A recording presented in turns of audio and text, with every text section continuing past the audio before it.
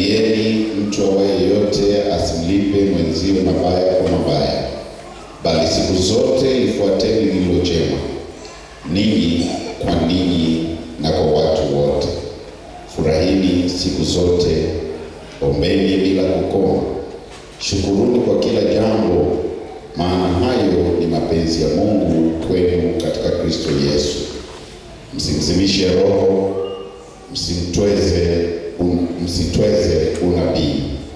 Jaribuni mambo yote, lishikeni lililo jema. Jitengeni na ubaya kwa kila namna. Mungu wa amani mwenyewe awatakase kabisa, nanyi nafsi zenu na roho zenu na miili yenu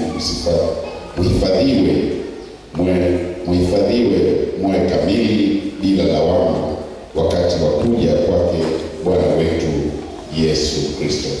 Ndilo neno la Mungu.